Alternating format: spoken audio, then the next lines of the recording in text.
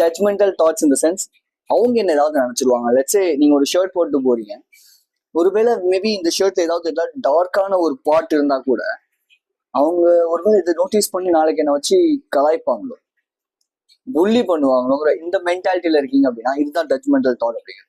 இதுக்கான மெயினான ரீசனா என்ன இருக்கும் அப்படின்னா ஆன்சைட்டி. ஆன்சைட்டி எங்கேருந்து உருவாகுது அப்படின்னு பாத்தீங்கன்னா ஓவர் கான்சியஸ்னஸ் ஆன் ஆசல். அதாவது நம்ம மேல ஓவர் கான்சியஸா ஃபீல் பண்றது. லெட்ஸே நான் ஒரு பேண்ட் ஷர்ட் போடுறேன் அப்படின்னா இது ரொம்ப பெர்ஃபெக்டா இருக்கணும், ரொம்ப சூப்பரா இருக்கணும். Not like that. It's called a spotlight effect அப்படின்வாங்க. லெட்ஸே இந்த உலகத்துல இருக்க எல்லாருமே என்ன மட்டும் தான் பாக்குறாங்க, என்ன மட்டும் தான் அவங்க நோட்டீஸ் பண்றாங்க. ஒரு படம், ஒரு இங்கிலீஷ் மூவி, ஹாலிவுட் மூவி ஒன்று இருக்கும், அதுல ஒரே ஒரு பர்சனுக்காக அங்க இருக்க ஒரு 2000 பேர் 3000 பேர் நடிப்பாங்க. அந்த மாதிரி நம்ம நினைச்சுப்போம், அது ரியல் கிடையாது. இப்ப எனக்கு ஜிம்முக்கு போறதுக்கு இந்த மாதிரியான ஒரு டிஷர்ட்டோ இல்ல ட்ராக்ஸோ தான் போடுறதுக்கு பிடிச்சிருக்கு அப்படின்னா நான் தான் போட்டு போவேன். அதுதான் எனக்கு கம்ஃபர்டா இருக்கு. யூ சி பீப்புள் வந்து ட்ரெஸ்ஸுக்கு வேல்யூ பண்ணுவாங்க, but at the same time என்ன ட்ரெஸ் உங்களுக்கு ரொம்ப கம்ஃபர்டபுளா இருக்கோ அந்த ட்ரெஸ் நீங்க போடும் போது ரொம்ப கான்ஃபிடென்ட்டா ஃபீல் பண்ணுவீங்க.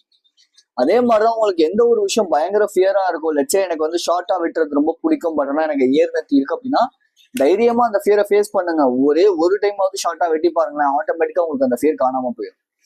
இட்ஸ் ஜஸ்ட் அ பிரெயின் கொடுக்குற ஒரு விஷயம் தான். பிரெயின் உங்களுக்கு வந்து ப்ரொட்டகானிஸ்ட் கிடையாது, இட்ஸ் ஆன்டகானிஸ்ட். ப்ரொட்டகானிஸ்ட் ஆன்டகானிஸ்ட் அப்படிங்கிறது ஷேக்ஸ்பியர் பிளேஸ்ல வரும்.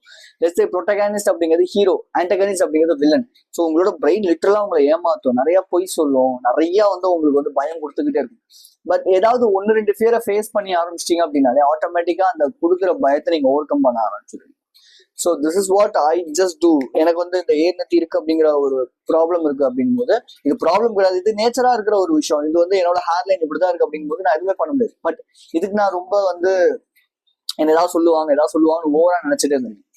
பட் எப்போ நான் ஷார்ட்டா விட்டனோ அப்போ என்னோட இன்செக்யூரிட்டி அண்ட் ஸோ என்னோட ஃபியர்ஸ் காணாம போச்சு. This is what you just need to two.